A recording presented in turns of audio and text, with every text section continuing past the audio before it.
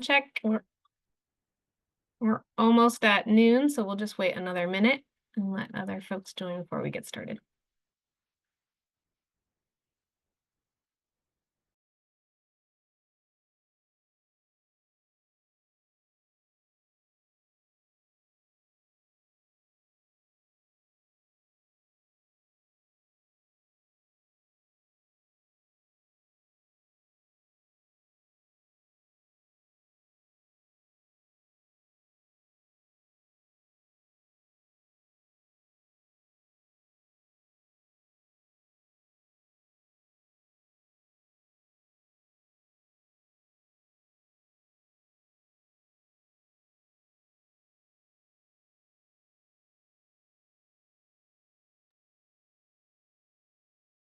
All right.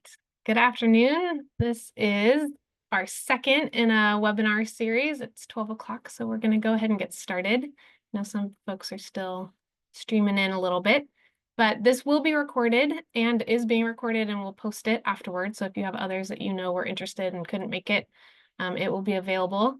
And today we're going to talk about the Feather River Corridor and interbasin coordination and joint groundwater sustainability plan evaluation work that Montgomery and Associates and their team with Woodard and Curran also have completed in this area. So we'll just dive right in. I'll give a little bit of a background and then turn it over to Lisa Porta, who will be presenting the results from their work. So again, I'll introduce myself, Christina Buck with Butte County Department of Water and Resource Conservation. And we're going to talk a little bit about the Sustainable Groundwater Management Act today, just brief background in terms of motivation for this work, give you some information about the approach to what Lisa and her team has completed, and she'll describe the results of the Sustainable Management Criteria evaluation and summary and observations and recommendations. And all of this work is documented and available in a technical memo that was just posted a couple days ago as well. So you may not have gotten a chance to dig into the details yet, but you'll get the highlights today and then can go back and look at the detailed information, and maps and all the figures are available there. So next slide. So just a little background. I'll just dive in. As you know, this is the Interbasin Coordination Analysis and Modeling Project, and it's led by Butte County on behalf of the Vina Subbasin and the Wyandotte Creek Subbasin. Each received grant funding from the Department of Water Resources Sustainable Groundwater Management Grant Program. And so this project is really focusing on doing some technical analysis to provide information that can support conversations between these subbasins in the Sacramento Valley as they continue to implement their groundwater sustainability plans and as they prepare for kind of the next round of planning work, which is their periodic evaluation. And we'll talk a little bit more about that. But the hope really is that this can help support the coordination that can occur between these subbasins going forward. So again, the tech memo is posted on the website. This is the second in a series. So if you are interested in the Sacramento River Corridor, that webinar was a couple weeks ago and is posted, and the slides are there, and the tech memo are also on the Butte County website. And then also the Vina Groundwater Sustainability Agency has a page for this project. So the motivation for this really is recognizing that interconnection between these subbasins means that we can't work in isolation, right? We know a really important part of the Groundwater Management Act is local control, and that decision-making occurs at that subbasin and groundwater sustainability agency level. But we need a shared understanding between our subbasins and lines of communication across these boundaries to really help each of us individually achieve sustainability. And then we'll see that throughout the region. So not only that is just really an opportunity to learn from each other, right? To collaborate on shared approaches when it makes sense. There's a lot of similar efforts and interests, right? In terms of data gaps and recharge efforts or other water supply projects. And so there's an opportunity just to learn from each other and compare notes. And the goal, I think we all share, is having compliant, GSPs from DWR's perspective as well. So it's really the Department of Water Resources role, and they are required to review potential impacts between adjacent subbasins. And part of that is each individual subbasin or plan begins to prepare their periodic evaluation, which is essentially a self-assessment of how is your plan implementation going? Are you where you need to be? What have you been doing since you adopted the plan? Are there data gaps that are being filled? And how are you responding to DWR's recommended corrective actions? So some of these bullet points here on the right describe some of the pieces that need to be addressed in the periodic evaluation. Those evaluations for most of the Sacramento Valley are due to DWR by January of 2027. Yuba subbasins were on a different timeline. They submitted their original GSP earlier, and so they've also submitted their periodic evaluation already. But the hope is that results from this project can really help support some of these requirements and needs that the GSAs and these subbasins are just beginning to get going on. And so as you can see, I won't read through the details, but we do need to be paying attention to describing relevant interbasin coordination efforts. So this project can play into that. And then also describing potential impacts from adjacent basins or how the plan implementation can affect each other. So this information can create a baseline to kind of jumpstart or continue those conversations.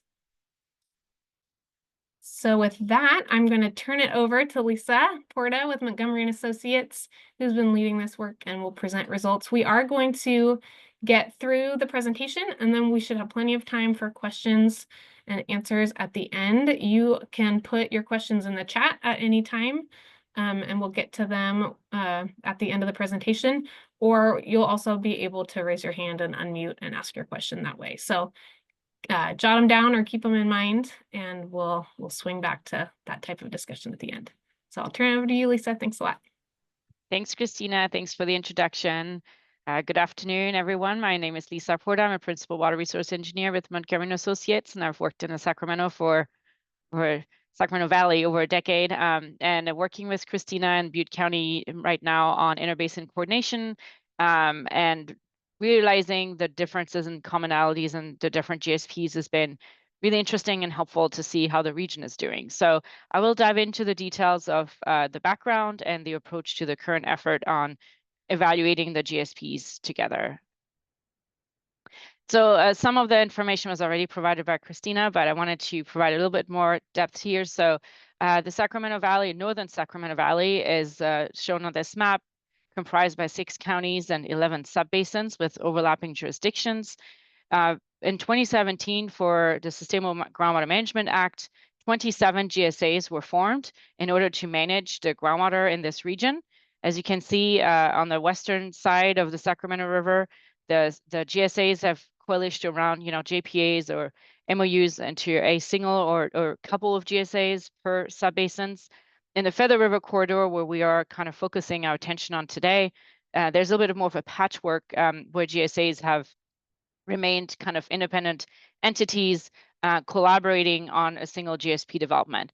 But either way, there's been a lot of good collaboration already in this region because everyone was able to rally and submit a single GSP per subbasin, which is ideal in the Sigma world.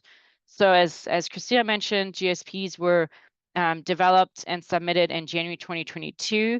That was the deadline for all medium and high priority basins that are not overdrafted, which is the case for the Sacramento Valley, except the Yuba subbasins. So there's 2, the North and South Yuba subbasins, coordinated a single GSP that include both subbasins and submitted early in 2020, and then also already went through a GSP amendment that was submitted in January 2025. So they're kind of leading the train a little bit ahead of the game here, but it's great. That gives us kind of someone to look for information there too. So this is where we are as far as the lay of the lands in the GSP development and the GSAs managing these GSPs.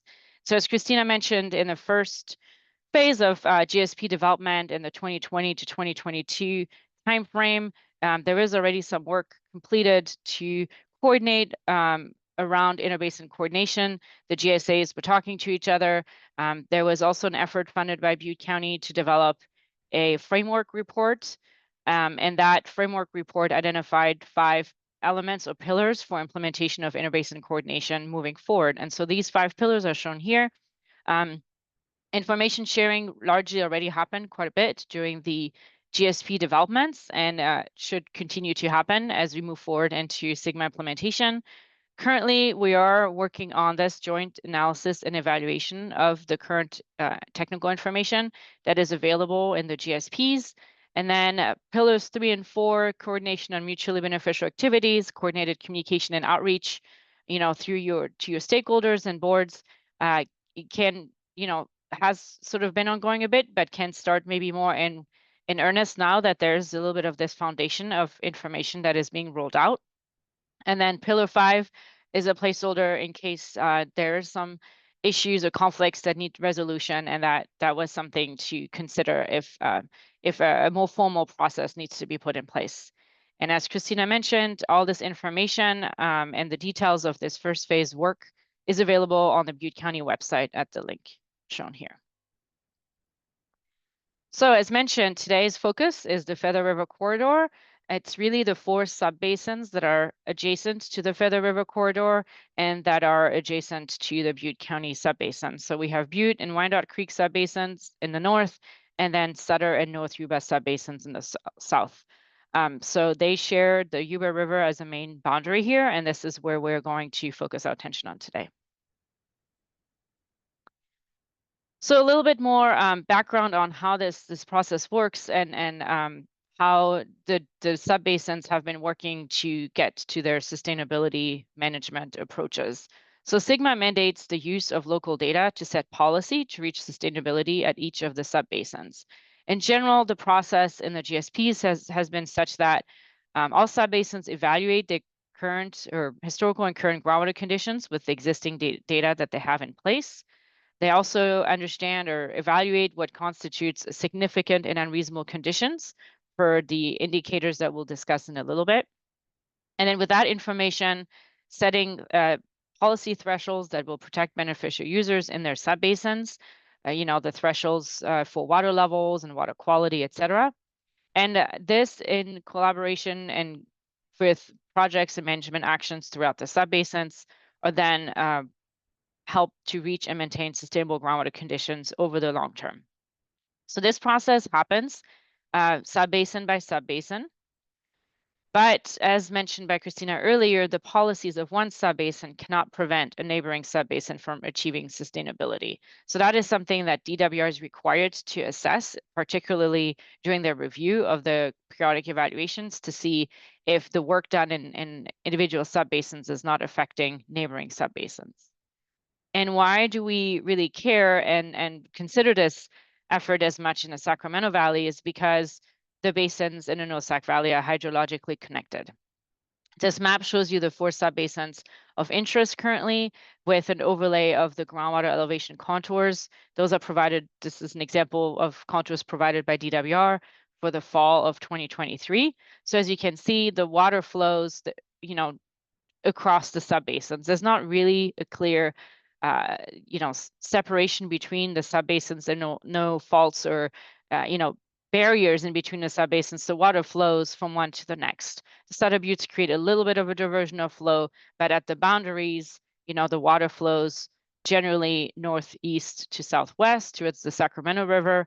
And so if there is a groundwater pumping that's more pronounced in one basin, it could affect a neighboring subbasin because the water flows in this organized fashion. And so there's recharge coming from, the eastern, from the Sierras. And so if that changes from excessive pumping in an area, for example, or for different policies and management actions, that could affect another subbasin. So therefore, the coordination between policies and water use is important to make sure that everyone can achieve sustainability in their respective subbasins. So how did we go about this work? This is the general approach to the joint evaluation of GSPs. We first kind of gathered all the information, evaluated and compared the contents of the GSPs for Butte, Wyandotte, and Sutter subbasins. We looked at the 2022 submitted GSPs. For North Yuba subbasin, we looked at the 2025 amended GSP. We also looked at the 2024 annual reports. and also other data from the Sigma data viewer available from DWR. We also reached out to the GSAs directly to ensure that we have the most accurate and current information for all of the subbasins. And so we collated all this information to help establish a common understanding of basin conditions at boundaries. I wanted to note that we did not do an evaluation of the information itself. We're comparing and evaluating the regional differences. The evaluation of what happens at each basin, that is done by DWR through their review. So this is a little bit of different. We did not evaluate, what each basin did kind of in particular. That is not the purpose of this effort. So then we are identifying commonalities and differences just to look at, any groundwater interactions at boundaries, if there's any concerns of policy setting there, and also of understanding of the differences or of the hydrogeology and different conditions at the boundaries. And so then for the policy, we looked at possible impacts between subbasins that could potentially lead to undesirable results. And so all of that information, as Christina mentioned, was summarized in the tech memo that was linked in your meeting invites. All right, so diving into it a little bit, into the information a little bit deeper, today we're focused on just 3 of the main indicators in the GSP, so groundwater levels, land subsidence, and water quality. Should be noted that, for example, groundwater storage and interconnected surface water is something that we touched on in the tech memos, but they're generally using groundwater levels as a proxy. So it wasn't something we wanted to focus on in this presentation. We're focusing on the 3 key items here.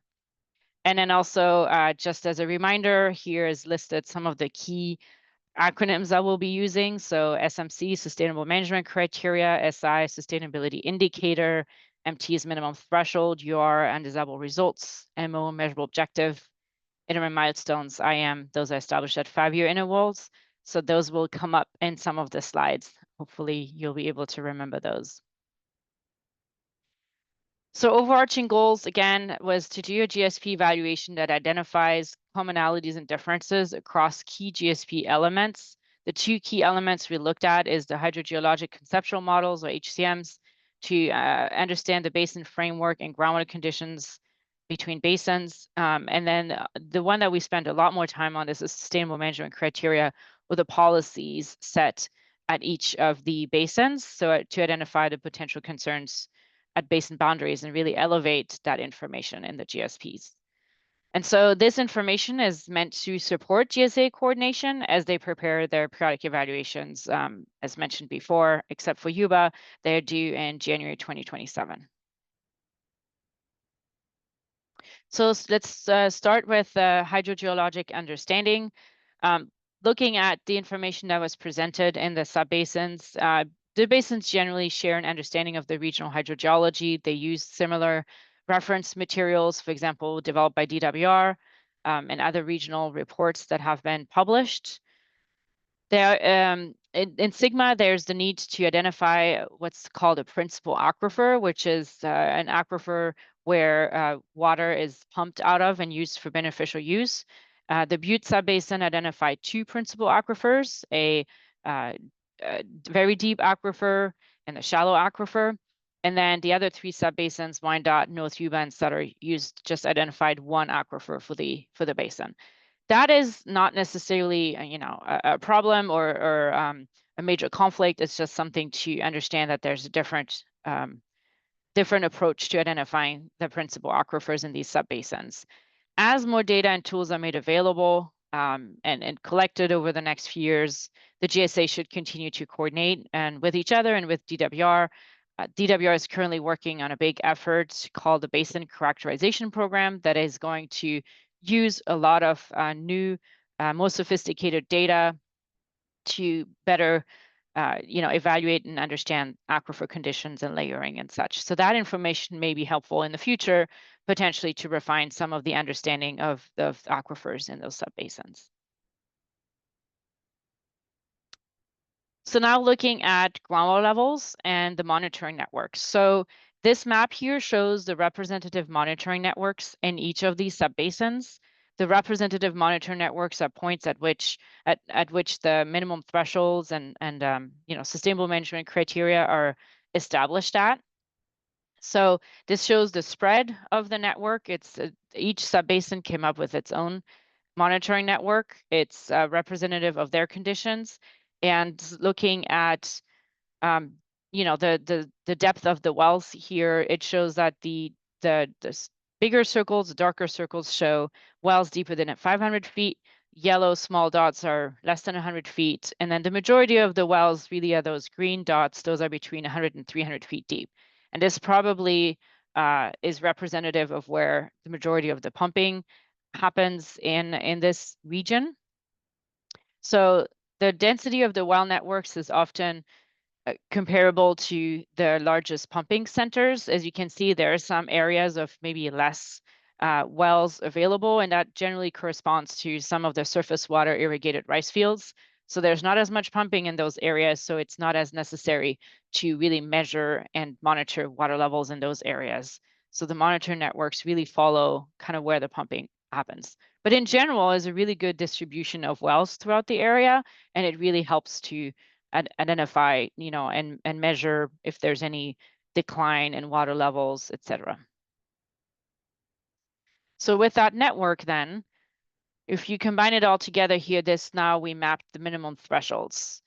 So each number here for each well shows what the minimum threshold is established at that well. There's some similarities and differences in approach. And one difference of note is in the Yuba, North Yuba subbasin, they established the so-called local water management levels, or LMLs. That is a different approach. It's a non-regulatory threshold that identifies a local preferred groundwater level that would, if reached, would trigger adaptive management. And so that is higher than the minimum threshold, but it's really where the US subbasin manages its water. And so therefore we use that to compare to the minimum thresholds in the other subbasins because they didn't have anything comparable. So that is how we kind of showed those a little bit differently because even though they're not a regulatory item, they are what makes the most sense to compare in this situation. So all aquifer conditions, all subbasins use current and historical aquifer conditions to select the minimum thresholds. They all used, Butte, Wyandotte, North Yuba used some sort of domestic well protection approach in order to set the minimum thresholds.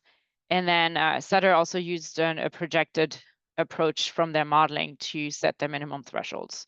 So this then shows kind of the different levels. And in the next slide, I will go into more detail on how they compare.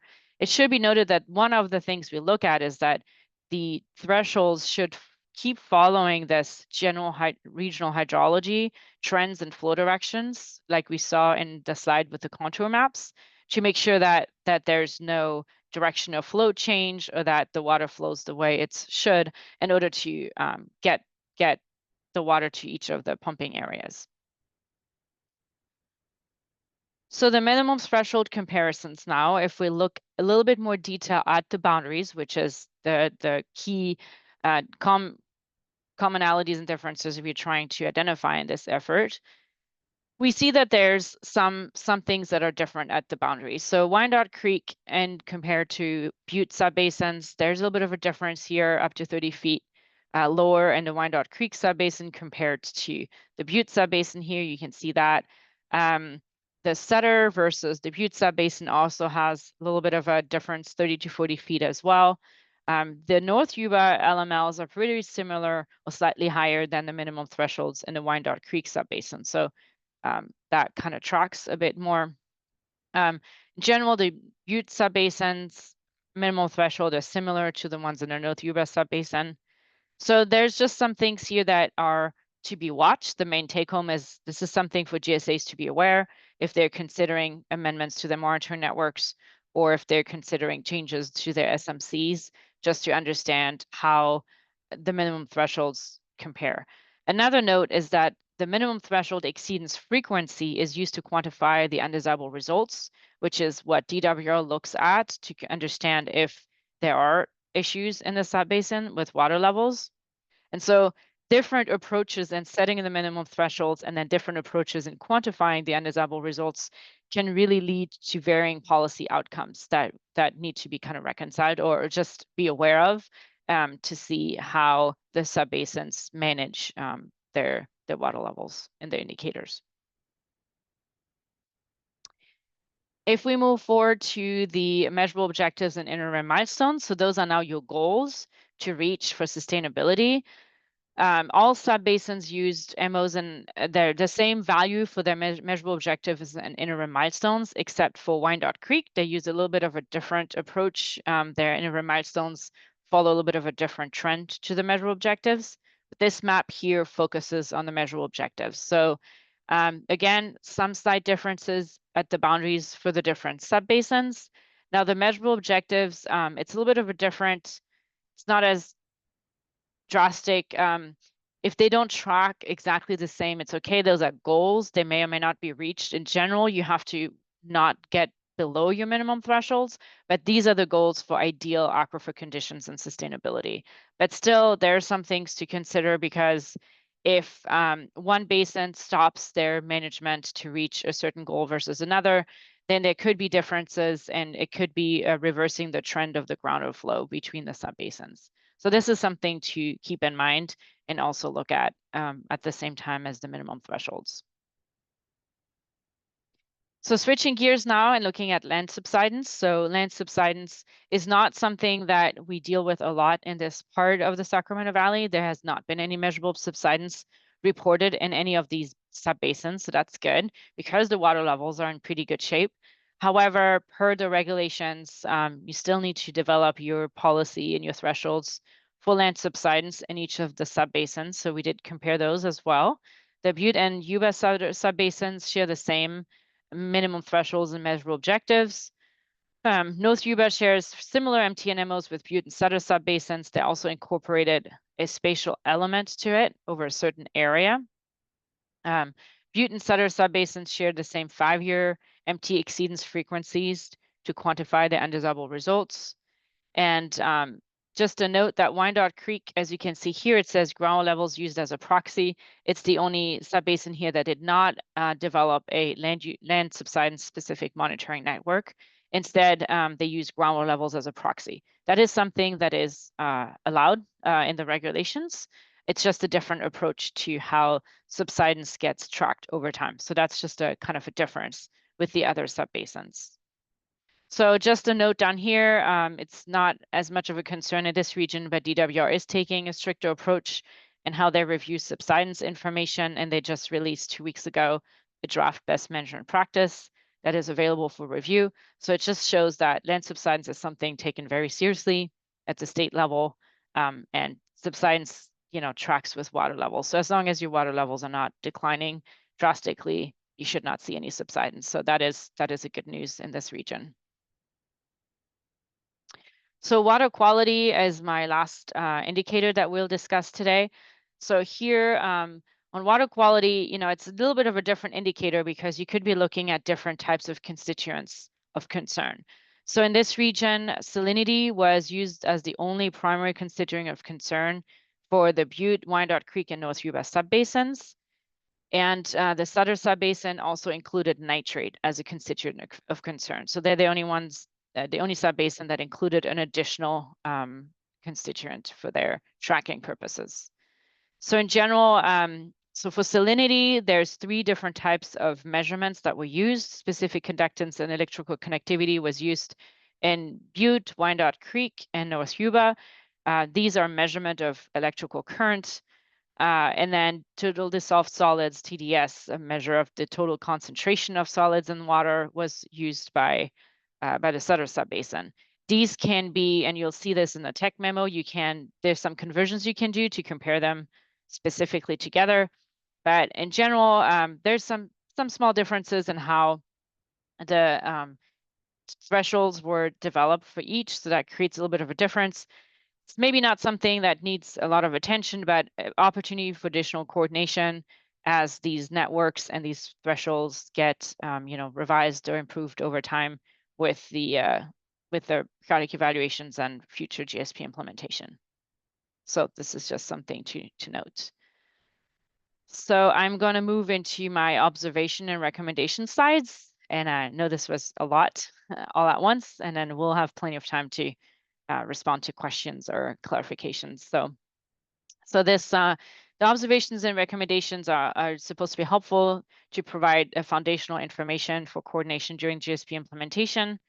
In general, for this region, what we've seen is that all GSPs were approved and aquifer conditions are generally sustainable in each of the subbasins individually.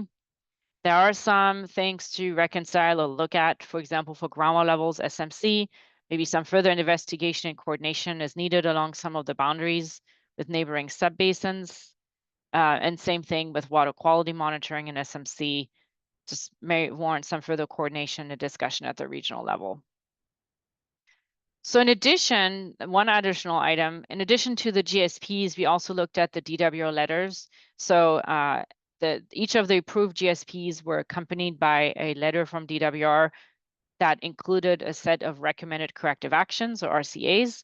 These are to be addressed in the periodic evaluations for each of the subbasins. And so now if we look at each subbasin individually, the Butte subbasin received some recommended corrective actions around ground levels, subsidence, and interconnected surface water. Wyandotte Creek has kind of similar, but they also had a water quality recommended corrective action. And then North Yuba has groundwater storage, and then the Sutter subbasin had the longest list of RCAs to look at. In general, a lot of the RCAs, the reason they're recommended actions and not deficiencies is because a lot of times it's more of a little bit extra work to better clarify or describe to DWR some of these policies and indicators and how they were set. So that is something to be done during this work of the periodic evaluation. Note that because the North Yuba subbasin already submitted their amended GSP, they already took care of these recommended corrective actions during their submission of their amended GSP and periodic evaluation. It was just noted here to show kind of the different recommended corrective actions by subbasin and that comparison for the first GSPs to see kind of how the subbasins fared in their approval by DWR. So there are quite a few shared topics that the GSAs will be tackling in response to these RCAs, and this is really one of the topics that would be really helpful with interbasin coordination to assess if subbasins have received similar corrective actions from DWR. They can maybe work together to identify an approach to respond to them. And switching the table around a little bit to better get an understanding of how common or which indicators were the most prominent in the RCAs for each of the subbasins. We're looking here, interconnected surface water was one that showed up in each of the 4 subbasins. Not surprisingly, I think it showed up in every subbasin in the state. There's some guidance coming out from DWR sometime soon, and so that will be helpful to look at and to coordinate for the periodic evaluation for regional collaboration on this particular indicator that is one of the more complex ones, especially for the Sacramento Valley. The other RCAs that came up most frequently were groundwater levels and land subsidence, and so we talked about those today, and hopefully that information will be helpful for coordination during periodic evaluation development. And then there's some other topics here that show up that only were in 1 or 2 subbasins. All right. So all in all, recommendations for further coordination is, reviewing some of the monitor networks along the shared boundaries to identify possible data gaps, coordinate to fill data gaps, ensure adequate monitoring for boundary conditions. If you're trying to ensure that your subbasin is not impacted by a neighboring subbasin or that you're not impacting a neighboring subbasin, having key wells at the boundaries can really help with that information gathering and that coordination. Would be useful to increase communication between GSAs where differences in SMC at boundaries may have a potential impact on each other's subbasins like we saw. It would also be very helpful to review the RCAs received on the approved GSPs for similar topics and coordinate on approaches. Like we saw, there's some commonalities in those RCAs. So the interconnected surface water characterization, it would be maybe a good idea to consider a regional approach within the Feather River corridor in light of, all having received a similar corrective action from DWR and also following the release of the guidance by DWR, hopefully late this year, early next year.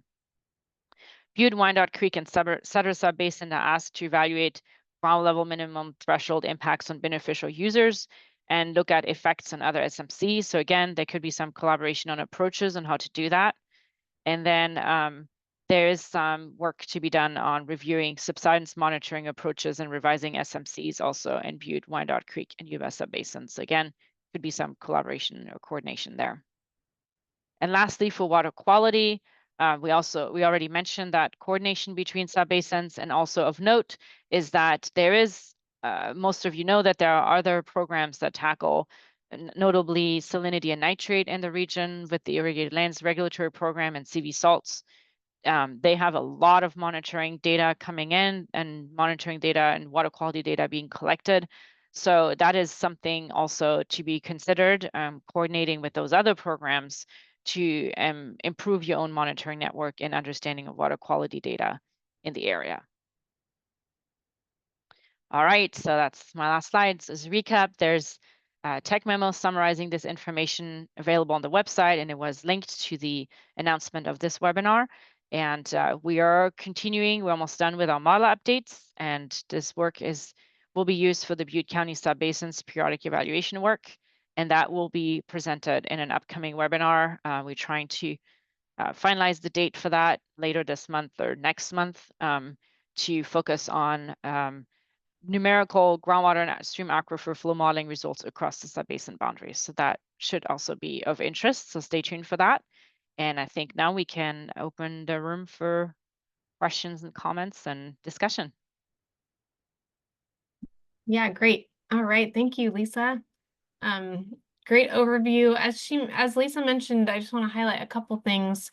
When it comes to coordinating on the recommended corrective actions, the nice thing about the tech memo is it has some summary tables that really pulls those pieces together in one place. And so, in that recommendation to review and think about which of those, GSAs might want to coordinate on, the tech memo really pulls a lot of those pieces together in one place and so will help support that moving forward. So we look forward to that. All right, so if you have any questions, there's a kind of down on the menu of your Zoom, there's a React Heart button. You can click on that and that allows you to raise your hand and we can call on you and you can unmute and verbally ask your question. Or if you have any other follow-up questions, you're welcome to put them in the chat. Yeah, Susan Schrader. Do you want to unmute yourself? There, I There you do. go. All There you go. right. So I'm real interested about the boundaries, so that somebody might be a little lower than the other. How does that evaluation occur? Do you go out seasonally, or do you go out every month or once a year? Do you do it, using something like AEM, or do you, how does it and how often do you take those readings? Yeah, that's a good question. So this information here is kind of foundational on the thresholds, right? On the policy of where everyone has the goal of where they want to go for sustainability and what the threshold is that you don't want to go under. However, from a Sigma perspective, the GSAs have to monitor and measure their water levels twice a year, in the spring and in the fall. And those data are posted then on the DWR website. And actually DWR does have those reports out twice a year to show how the water conditions have changed over time. So that is one way that you can look at that. You look at that information across the boundaries. And then how the GSAs want to coordinate with each other over time, that is a good question. They could use that information and do that coordination or do it only during the periodic evaluation, but that information is available to them. So each subbasin would get to decide how or what company or what technologist or whatever would actually do their measurements, right? So like Yep. Sutter might hire somebody else different. Okay. So it's basically twice a year and then see what happens from there. Yeah. Okay. So if no improvement seems to be occurring, then who steps in? Is there like a sheriff or something that comes in and kind of says, wait a minute, you guys aren't doing the right thing or you're not making enough progress? That would be DWR. So it'd be, The okay, so California DWR, yeah, the state. it's state.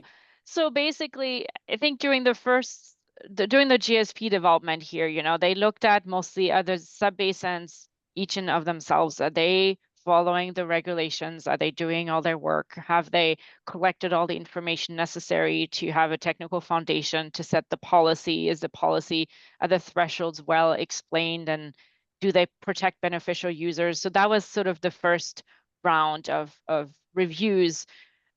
Now with the periodic evaluation, that section there that says DWR has to review every 5 years if what the subbasins set themselves up to do in the first GSP, is that still helping each other? Is that not causing any issues, you know, neighboring subbasins? That's sort of something newer that is starting to be reviewed, we think, now with the first periodic evaluation. So it's up, you know, this is why this work is important. We want the Mhm. locals to be able to prove to DWR themselves, do some of the work and show the work and show that they're coordinated and that they're not doing anything to harm their neighboring subbasins, so that DWR can say, okay, good, that looks good. You guys are coordinating and you're going to help not create any issues at boundaries, right? So it's a way for locals to assess this ahead of time, ahead of DWR coming in and saying, well, what is going on here, right? Right. It gives them a chance to solve it themselves. Mhm. Okay, thank you. Thanks, Anything Susan. you want to add to that, Christina? Yeah, no, I think that's Yeah. great. It's good to kind of play out kind of where is this headed and how does it fit into the bigger picture. Yeah, Todd Kimmelshoe, Supervisor Kimmelshoe. Yeah, this question kind of coincides with what Susan had to say. It seems to me that these interbasin agreements or coordination is kind of a feel-good thing until something bad happens. And so, do you see in our 5-year review of our plans that DWR places an emphasis on these coordinations? Because I don't see the different GSAs getting together and talking about their MTs and MOs as you have kind of suggested until we're kind of forced to do that. Does that make sense? Yeah. If I were to just conjecture a bit here, I think as long as there's not major issues, right? DWR is probably gonna just not come in and try too hard to understand what the problem is. But if there's all of a sudden major water level declines or dry wells or something, then there's going to be a little bit more of a, okay, you know, a look at the conditions and what's going on and what's creating the problem. So, you know, they're probably going to focus more on areas that have the biggest problems. But at the same time, this is a little bit of a check the box too, to just ensure that everyone's following the regulations and making sure that they know what the neighbors are doing in case future issues happen. You want to be prepared. But Yeah, and do you see this being more specific to different boundaries and different basins, different GSAs? I mean, I think along the Sacramento River, it could be more of an issue than it is along the Feather River corridor. But you know, I think that that might be an issue into the future. I just don't see it happening along the Feather River. does anyone from the Feather River Subbasin GSAs want to chime in on this? I know Yuba is on the call. I don't know if we have anyone from Sutter. Yeah, I can weigh in a little bit too, and then if someone else wants to. Yeah, I think that's right. I mean, you know, groundwater levels are pretty stable in this corridor and in this region. And in the Yuba subbasins have been managed really actively for a long time. So I think the purpose of this work of just kind of doing a summary and a comparison was to identify and highlight any areas that really maybe necessitate more conversation. And I think there's not any really big flags that jump out in general. I think it's more an opportunity to learn from each other and just kind of keep moving toward, you know, compliant GSPs. Yeah. And even in the Sac River corridor, you know, subbasins that have really bigger problems, you know, directly related to land subsidence that's being observed and other demand issues, interbasin coordination is further down the list, right? They've got more pressing problems to solve. So I think our hope is that this just kind of begins or supports a conversation that may or may not be needed, and helps also the region kind of support why we can take different levels of interbasin coordination, you know, given the status of conditions and what the plans lay out. Yeah, Jim. Yeah, briefly, I was just going to add that I just want to make sure just to mention that the GSA managers have coordinated in some of the meetings quite a bit. You know, we had some pre-meetings and work while we were coordinating on getting some of the information. So GSA managers and staff are aware of this at least, and there's you know, it's a network that is, maybe it's an infancy that started, people know of each other's work now. There's this information and you can always get back to it if there's a need for it. But there has been, the foundation is laid. I think that's what we're trying to say. There's a foundation for this that now can be resurrected as needed when the time comes, but this is the basis for it. Sorry about that. Jim, go ahead. Yeah, no problem. I mean, I just wanted to reiterate everything that Lisa and Christina were saying. I mean, there's one thing to keep in mind is that there are often reasons why these things are a little bit different from basin to basin, right? So the local conditions may warrant maybe a slightly different way of doing things, and that may be okay, and usually is okay. But this analysis is really valuable to make sure we really understand what's happening across these different boundaries. And over time, you know, can revisit it, understand if maybe there's a value in modifying to be more consistent with the neighbors, or maybe there's value in staying with something that's slightly different, that's more appropriate for the basin. So, you know, really appreciate this work. I think it's really valuable, and I think it's useful, but there's probably a lot that's going to stay the same for a while. Thanks, Jim.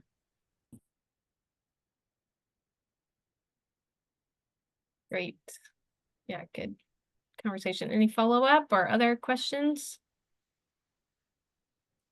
I just wanted to highlight, and you described it, Lisa, you know, the a little bit different approach that Yuba took with defining local management levels.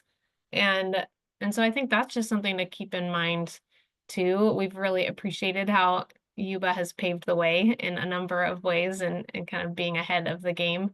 And so we're grateful and you know, look forward to kind of checking out what that what the amended GSP looks like there, and I don't know how long it will take DWR to provide feedback, but Supposedly by end of the year. Okay, well, see, there you go. That would be great. I think as we continue to have these different presentations and conversations, really getting that sense that this is an ongoing iterative process, and that's how really Sigma was set up to play out. Yeah, Josh Watkins. Hey, thanks, Lisa. Did I hear that you, for your measurement objectives for groundwater levels, that you said they're basically the same across the subbasins? Is that correct? And does that mean that the groundwater levels are the same, or just the measurable objectives? No, so I know this was confusing. I tried to rephrase it. Apparently it didn't work out. So no, what it's trying to say is the measurable objectives and the interim milestones were the same by basin. So Subbasin. Yeah. within a subbasin. So they're not the same across subbasins. It's just each of these subbasins except Wyandotte Creek decided, okay, my objective, and maybe the reason it was done that way is some basins have set their measurable objectives at basically current levels, especially we've seen this a lot in basins that are already in sustainable conditions. Their measurable objective is not much different than today, or like a little bit higher than current conditions. And so then your interim milestone becomes the same because there's not really a steep level to get to it. And so, and that's something that DWR was okay with. So 3 of the subbasins said my measurable objective and my interim milestone are the same. So that's it. So they're not having an incremental change. Their objective is that's where they want to be. So that's what I was trying to mention in this. At each monitoring well. At each monitoring well. It can change across the basin between monitoring Yes, thank wells, but each monitoring well has the same measurable objective and the same. Essentially, if you're already at a sustainable condition, then your objective isn't changing over time. Right. Right. Okay. Yeah, that helps. Yeah. Thank you.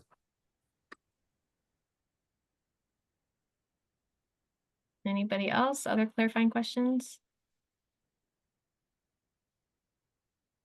We can wrap up early too. So as Lisa said, we do have one more webinar in the series, and we'll also have a technical memo associated with the results of the modeling. The Butte Basin groundwater model is used or has been used by the Butte County subbasins to support some of the water budget work. Yuba subbasins have their own model that they've been using for a long time for active management.